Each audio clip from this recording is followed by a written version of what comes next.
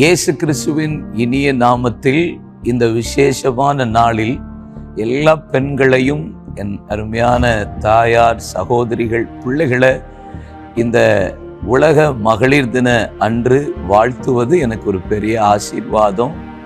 ஆண்டவர் உங்களை சிருஷ்டித்ததற்கு ஒரு பெரிய நோக்கம், தேவ திட்டத்தை தேவன் வைத்திருக்கிறார்.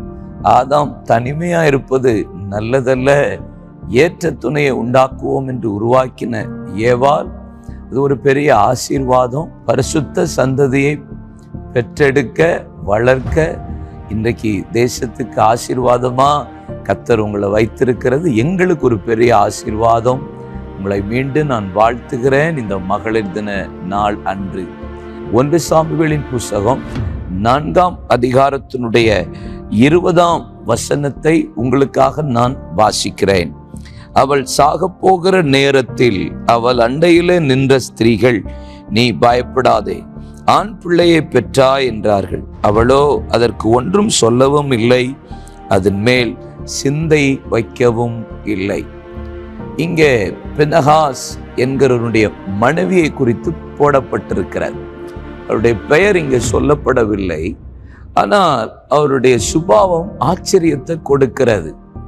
இஸ்ரவேலிலே வசனம் பிரத்யட்சமாய் வெளிப்படாத காலத்தில் கர்த்தர் ஏலியை பிரதான ஆசாரியராய் கர்த்தர் வைத்திருக்கிறார். ஏலி கண் மங்களாய் முதிர்ந்த வயதுல இருக்கிறான். அவன் ஆசனத்துல உட்கார்ந்து இந்த காலகட்டத்தில் அவனுடைய பிள்ளைகளாகிய ஓப்னி பினகாஸ் 2 பேரும் கர்த்தருக்கு பிரியம் இல்லாம வாழ்றாங்க. இந்த நாடுல பெலிஸ்தியர்கள் யுத்தம் பண்ண வருகிறார்கள். அப்பொழுது வேதம் சொல்லுகிறது, ஒரு செய்தி வருகிறது, ஏறக்குறைய 4000 பேர் யுத்தத்துல இஸ்ரவேல் ஜனங்கள் முறிந்து விட்டார்கள் என்பதாக முதல் செய்தி. 2வது செய்தி, ஏறக்குறைய 30,000 பேர் முறிந்து விட்டார்கள் என்கிற செய்தி வருகிறது. அடுத்த ஒரு செய்தி வருகிறது, ஓப்னி பினகாஸ் மரித்து விட்டார், தன்னுடைய கணவனும் மரித்து விட்டார், தன்னுடைய கணவனுடைய சகோதரரும் மரித்து விட்டார் என்கிற செய்தி. 4வது ஒரு செய்தி, என்ன செய்தி? ஏலி பிடரி முறிந்து மரித்து விட்டான் என்பதாக 4 துக்கமான செய்தி வருது. இதுல அடுத்த ஒரு பெரிய விஷயம் பாருங்க, இவ பிரசவ காலத்தில் இருக்கிறா. இந்த பிரசவ காலத்துல இவளுக்கு ஒரு பெரிய சந்தோஷம். என்ன? இவளை சுற்றி அநேக ஸ்திரீகள் இருக்கிறாங்க, ஆட்கள் அதிக பேர் இருக்காங்க. முதல் சந்தோஷம். 2வது ஒரு காரியம் சொல்றா, நீ பயப்படாத என்கிற ஒரு செய்தியை சொல்றாங்க. பலப்படுத்துகிறதற்கு கர்த்தர் வார்த்தைகளை சுற்றி ஆட்களை வைத்திருக்கிறார். 3வது என்ன செய்தி தெரியுமா? இப்ப நீ ஒரு ஆண் பிள்ளையை பெற்றெடுத்தாய்.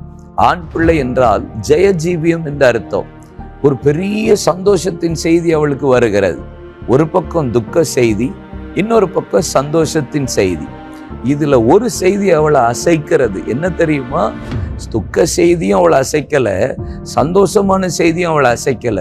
ஒரு செய்தி, கர்த்தருடைய பெட்டி பிடிக்கப்பட்டு பெலிஸ்தியரின் பாளையத்துக்கு கொண்டு போகப்பட்டது என்பதாக. அப்பொழுதுதான் அவள் சொல்றா, இஸ்ரவேலை விட்டு மகிமை விலகிட்டு இக்கபோத் என்று பெயரிட்டார். ஒரு பெண்ணுடைய சிந்தனை எப்படி இருக்கு பாருங்க. அவள் எந்த செய்தியை குறித்து மனதில் சிந்திக்கவும் இல்லை, அதை தன் இருதயத்தில் வைத்து கொள்ளவும் இல்லை, அதை குறித்து யோசிக்கவும் இல்லை. துக்க செய்தியையும் சந்தோஷ செய்தியும். அவளுக்கு ஒரே ஒரு பாரம், உடன்படிக்கை பெட்டி மீது இருக்கிற பாரம், கர்த்தருடைய மகிமை மீது இருக்கிற பெரிய பாரம். ஒரு பெண்ணுடைய சிந்தை எப்படி இருக்கு பார்த்தீங்களா? இதுதான் நீங்க எங்களுக்கு கிடைத்த ஒரு பெரிய ஆசீர்வாதம். கர்த்தர் உங்களை அப்படி பலனா வைத்திருக்கிறார். தேசத்தின் மீதும் கர்த்தருடைய மகிமையின் மீதும் எழுப்புதல் மீது அக்கறை உள்ள ஒரு ஆவிக்குரிய பினகாசனுடைய மனைவி இருந்திருக்கிறார்.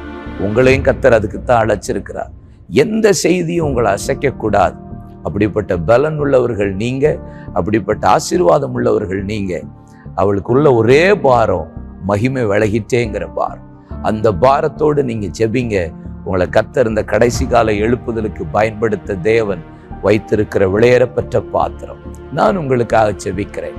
தகப்பனே, இந்த கடைசி காலத்துல எழுப்புதலுக்காக தெரிந்து கொண்ட பெண்களுக்காக ஸ்தோத்திரம். வேதத்துல எத்தனையோ பெண்களை எழுப்புதலுக்காக பயன்படுத்தினீர். பினகாசின் மனைவியையும் கர்த்தர் அதற்காக பயன்படுத்தினீர். அப்படிப்பட்ட ஒரு ஆவிக்குரிய பெண்ணாய் எங்க சகோதரிகளை நீர் வைத்திருக்கிறதற்காய் ஸ்தோத்திரம். அந்த நோக்கத்தோடு பிள்ளைகளை பலப்படுத்தி அவர்களை தேசத்துக்கும் உடைய ராஜ்யத்துக்கும் எழுப்புதலுக்கும் ஆசீர்வாதமாய் மாற்றும். பெண்களுக்கு விரோதமாய் செய்யப்படுகிற குற்றங்கள், பெண்களுக்கு எதிராய் எழுப்பப்படுகிற ஆண்டவரே சதி நாசங்கள் எல்லாம் நிர்மலமாகி போவதாக பெண்களை பயன்படுத்தி இந்த கடைசி கால எழுப்புதலுக்கு ஆசீர்வாதமாய் மாற்றும். அவருடைய குடும்பங்களுக்கு ஆசீர்வாதமாய் மாற்றும். எல்லா துக்கங்களுக்கும் வேதனைகளுக்கும் பாடுகளுக்கும் விக்கினங்களுக்கு விலக்கி அவர்களை தைரியமாய் எழுப்புதலுக்கு நிறுத்தி குடும்பத்துக்கு தேசத்துக்கு திருச்சபைக்கு ஆசீர்வாதிக்கப்படும்படி வாழ்த்துகிறேன் எங்க நல்ல அருமை பிதாவே. ஆமென். ஆமென். God bless you. இந்த நாளில் உங்களை வாழ்த்துறது எனக்கு ஒரு பெரிய ஆசீர்வாதம்.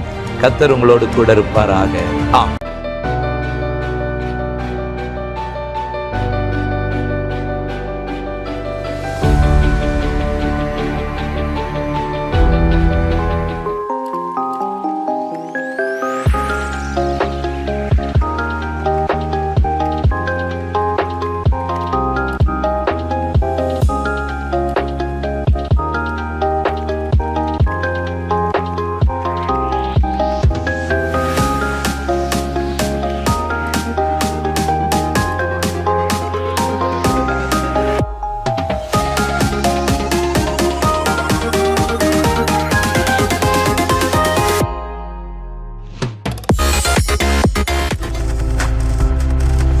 நீங்கள் பார்த்துக் கொண்டிருப்பது உங்கள் ஜாய் டிவி. உங்கள் துக்கம் சந்தோஷமாய் மாறும்.